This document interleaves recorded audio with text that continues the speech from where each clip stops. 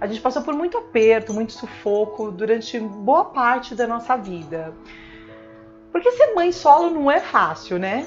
Ser mãe solo é só para os fortes, porque os fracos não aguentam.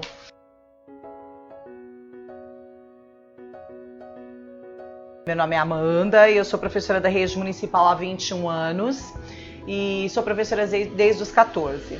Então eu tenho um filho, ele fez sistemas da informação na Unesp Bauru, ele foi a primeira pessoa da nossa família a fazer universidade pública e... todo mundo acha sempre que é fácil e as coisas não são fáceis, as coisas começam sempre muito devagar e difíceis, né? Eu tive o André ele era pro dia do meu aniversário de 22 anos, ele nasceu 14 dias antes e ele é a luz dos meus olhos, eu tenho muito orgulho dele. Eu sempre dividi com o André tudo, né? Todo o processo. Então eu sempre tive orçamento, porque como o meu dinheiro era muito restrito, tinha que saber para onde ia direcionar. E eu queria que a gente direcionasse isso juntos, porque eu entendia que se ele passava o dia inteiro na creche e eu passava o dia inteiro trabalhando e a gente só tinha um pouquinho de tempo junto, o dinheiro que eu estava ganhando não era só meu, era meu e dele também. Então que a gente precisava compartilhar. O André sempre guardou dinheiro, sempre, desde muito pequeno. O primeiro presente que o Papai Noel trouxe para ele, que foi a Mamãe Noel aqui que comprou, foi um cofrinho, que é um cofrinho do Mickey, que ele tem esse cofrinho até hoje. E a gente tem uma proposta em casa, sempre teve, que é muito legal, que é assim, todo o dinheiro que a gente ganha, que não está no orçamento, é um dinheiro extra. Se é um dinheiro extra, a gente pode usar só metade e guardar metade. Então o André faz isso até hoje.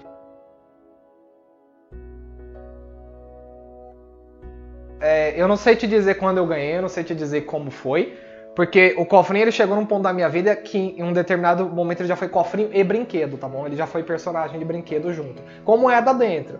Inclusive era legal porque daí você chacoalhava e o brinquedo fazia barulho, né? Mas a ideia do cofrinho era assim, pô, achou uma moeda na rua, põe no cofrinho, ganhou uma moeda da avó, põe no cofrinho. Porque afinal, que gasto eu tinha, né? Ela vai cuidar de tudo. Eu tenho a impressão que a nossa consciência financeira na família, principalmente, eu falo família, que por um bom tempo foi eu e minha mãe, porque por mais que as coisas apertassem, a gente... você pensa, dá pra correr pra parente, mas é complicado. Então a família era eu e minha mãe. Hoje ela não é, porque hoje tem minha namorada, hoje tem a Luísa, hoje tem mais pessoas nesse núcleo familiar.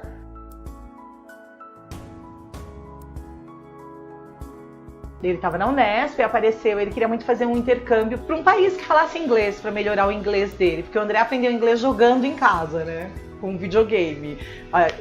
Dicionário do lado, videogame, a criança aprendeu inglês. Muitas das bolsas foram cortadas e aí apareceu uma bolsa para a França.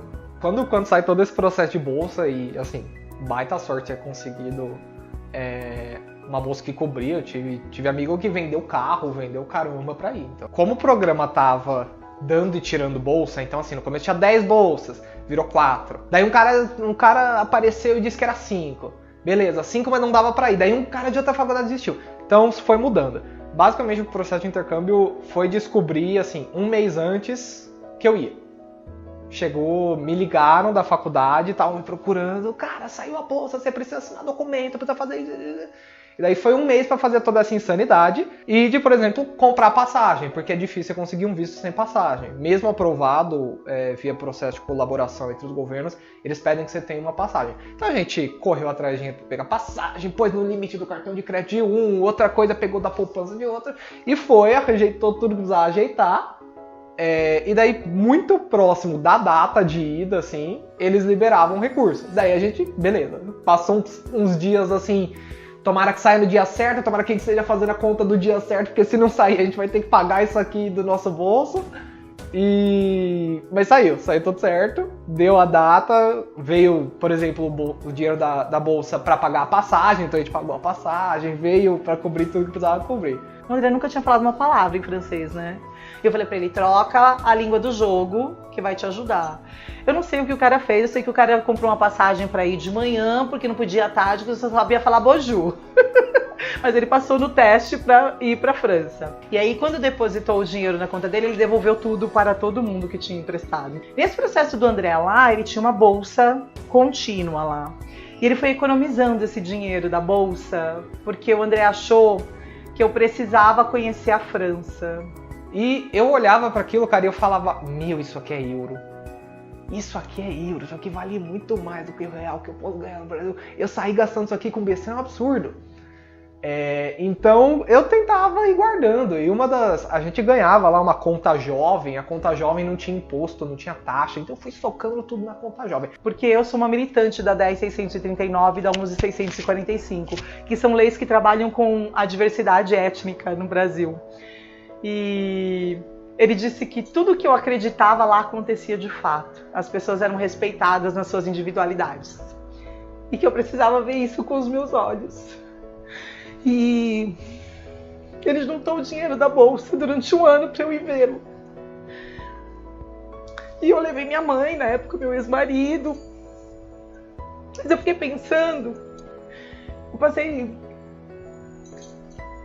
eu passei 28 dias na Europa. E muito do dinheiro que a gente gastou lá foi o dinheiro que ele juntou. E eu fiquei pensando que é um processo de gratidão muito grande com ancestralidade para mim pensar que eu tenho um garoto que podia ter torrado tudo em videogame, mas que ele guardou o dinheiro para eu poder ter a oportunidade de conhecer uma sociedade um pouco mais equânime, que ainda não é o que é o ideal, mas é um pouco mais do que o Brasil. E ele era só um menino, né, gente? Porque o André vai fazer 25 anos agora, em junho. É só um menino. Podia ter gasto tudo em farra. Mas ele escolheu dividir isso comigo, compartilhar isso comigo. Mas minha avó parte considerável da vida da minha mãe e da minha tia quando elas eram novas. Minha avó criou sozinha. Então, minha avó teve que aprender a ter essas defesas, assim. Então, ter dinheiro socado em algum lugar, que até hoje ela tem essa preocupação. Hoje você fala, não, mas põe no banco, ela sempre vai ter uns 50 reais, uns 100 reais em algum lugar socado. Eu penso sempre que, assim, eu gastei um dinheirão porque eu quis levar minha mãe, quis levar meu ex-marido, porque eu achava que era importante, era uma viagem que a gente nunca faria. Pô, ninguém que... todo mundo falou assim, não, mas a Dona Lourdes é muito velha, vai levar ela pra Europa. Eu falei pra ela, então, não vai levar. Ela queria levar, mas ela começou a ter umas dúvidas, eu falei, não, você tá certa, quando que ela vai?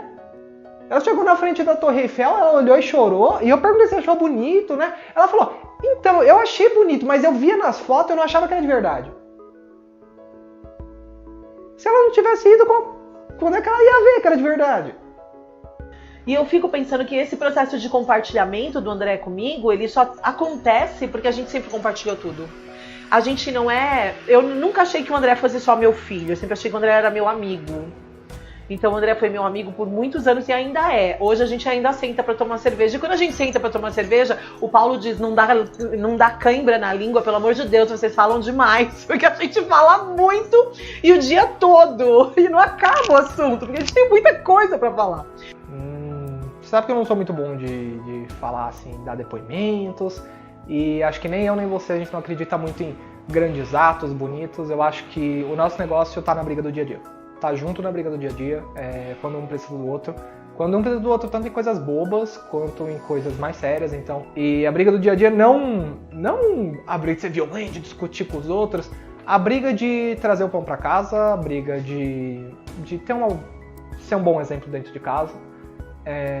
E eu acho que nessa briga do dia a dia, você é uma baita parceira. Eu espero ser um baita parceiro como você é pra mim. Não só pra você, mas pra Amanda, por exemplo, e um dia pra Luísa, se possível. Mas não sei, eu acho que pra gente tá muito em... Nossa relação tá muito ligada ao trabalho, né? Ao trabalho com a gente, trabalho com os outros, e talvez fazer o melhor que a gente pode com o que a gente tem pra ajudar quem tá perto da gente e ajudar uns aos outros. Eu acho que a nossa relação dá muito certo em alguns aspectos, a gente bate cabeça em outros, porque no final é tudo dedicado a fazer um bom trabalho. Não pelo dinheiro, mas fazer um bom trabalho pelos que vão ficar aqui depois da gente.